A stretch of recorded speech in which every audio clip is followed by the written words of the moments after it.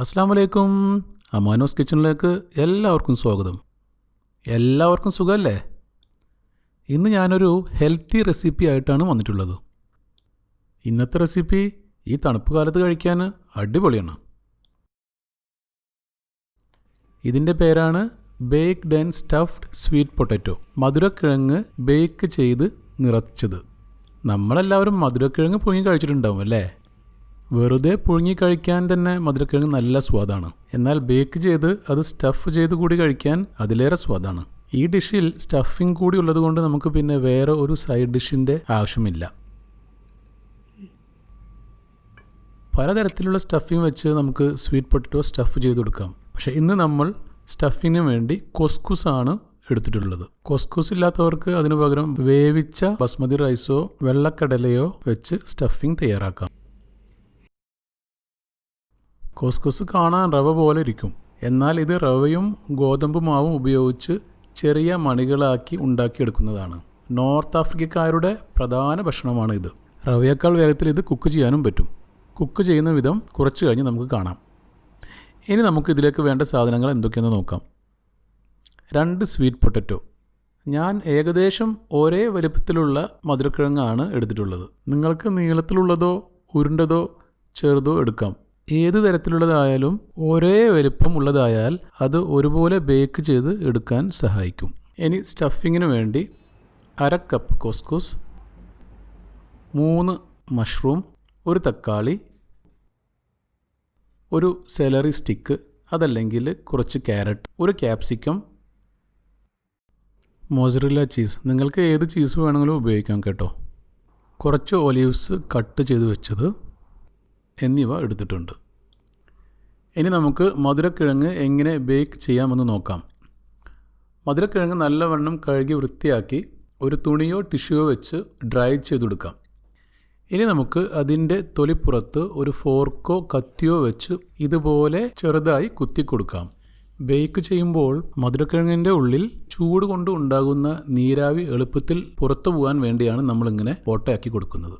മധുരക്കിഴങ്ങ് ഇനി 220 ഡിഗ്രി ചൂടിൽ 45 മിനിറ്റ് ബേക്ക് ചെയ്യാൻ വെക്കാം. ഓവനില്ലാത്തവർക്ക് ഇതൊരു സ്റ്റീമറിൽ വെച്ച് ആവിയേറ്റി പുഴുങ്ങിയും എടുക്കാം കേട്ടോ.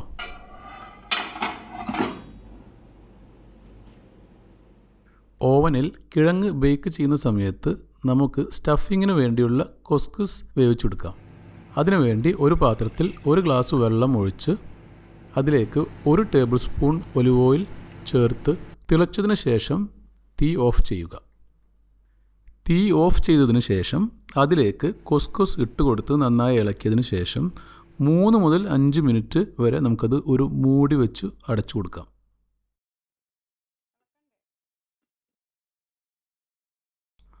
മൂന്ന് മിനിറ്റ് കഴിഞ്ഞിട്ടുണ്ട് കേട്ടോ. ഇനി നമുക്ക് മൂടി തുറന്ന് നോക്കാം. ഇത് കണ്ടോ, കൊസ്കുസ് റെഡി. ഇനി ഇതിലേക്ക് വേണ്ട വെജിറ്റബിൾസ് നമുക്ക് ഫ്രൈ ചെയ്തെടുക്കാം.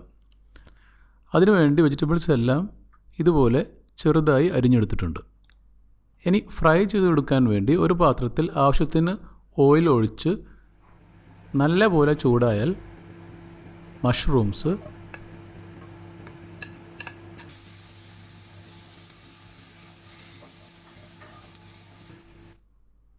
ക്യാപ്സിക്കം,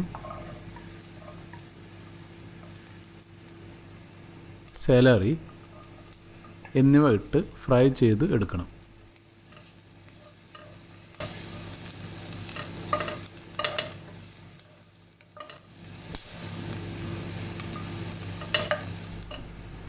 അവസാനമായി അതിൻ്റെ കൂടെ തക്കാളിയും ആവശ്യത്തിന് ഉപ്പും ഇട്ട് കൊടുത്ത് നല്ലവണ്ണം ഫ്രൈ ചെയ്തെടുക്കാം.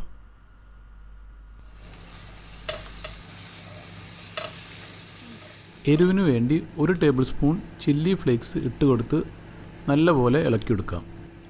എരിവിന് ചില്ലി ഫ്ലേക്സിന് പകരം കുരുമുളക് പൊടിച്ചതും ഇട്ട് കൊടുക്കാം. വെജിറ്റബിൾസ് എല്ലാം നല്ലപോലെ ഇപ്പോൾ ഫ്രൈ ചെയ്ത് വന്നിട്ടുണ്ട്. ഇനി ഇതിലേക്ക് നേരത്തെ വേവിച്ച് വെച്ച കൊസ്കുസ് ഇട്ട് കൊടുത്ത് നല്ലവണ്ണം മിക്സ് ചെയ്തെടുക്കാം.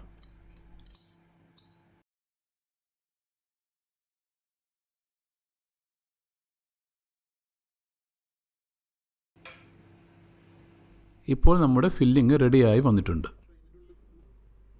ഇനി നമുക്ക് മധുരക്കിഴങ്ങ് എന്തായെന്ന് നോക്കാം. മധുരക്കിഴങ്ങ് ഇതുപോലെ നടുമുറിച്ചെടുക്കാം.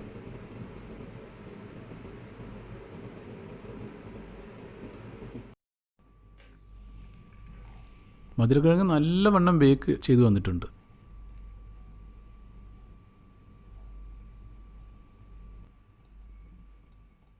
ഇതിലേക്ക് നമുക്ക് ഇനി ഫില്ലിംഗ് വെച്ച് നിറച്ചു കൊടുക്കാം.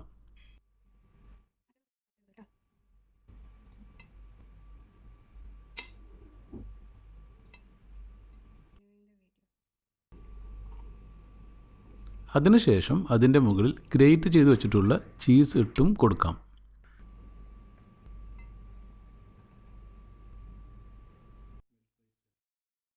ഇപ്പം നമ്മളുടെ ചീസ് മെൽറ്റ് ചെയ്ത് തുടങ്ങിയിട്ടുണ്ട് കേട്ടോ. ചീസിൻ്റെ മുകളിൽ ഇനി അവസാനമായി കട്ട് ചെയ്ത് വെച്ച ഒലീവ്സും ഉപ്പിലിട്ട മുളക് ഹലപ്പിനോ എരിവിന് വേണ്ടിയിട്ടാണ് കേട്ടോ, അതും കൂടി ഇട്ട് കൊടുക്കാം. ഇപ്പം നമ്മുടെ baked and stuffed sweet potato ready. മധുരക്കിഴങ്ങിൻ്റെ മധുരവും സ്റ്റഫിങ്ങിൻ്റെ എരിവും പുളിയും ഒന്ന് മറ്റൊന്നിനെ കോംപ്ലിമെൻറ്റ് ചെയ്യുന്നതുകൊണ്ട് ഇത് കഴിക്കാൻ വളരെ ടേസ്റ്റിയാണ്. ഈ റെസിപ്പി നിങ്ങൾക്ക് ഇഷ്ടമായി എന്ന് കരുതുന്നു. ഈ വീഡിയോ ഇഷ്ടമായാൽ ലൈക്കും സബ്സ്ക്രൈബ് ചെയ്യാനും ഇഷ്ടമായില്ലെങ്കിൽ ഡിസ്ലൈക്ക് ചെയ്യാനും മറക്കരുത്. ഇനി വീണ്ടും ഇതുപോലെ ഒരു വ്യത്യസ്തമായ റെസിപ്പിയുമായി വരുന്നതുവരെ this is Amano's kitchen signing of.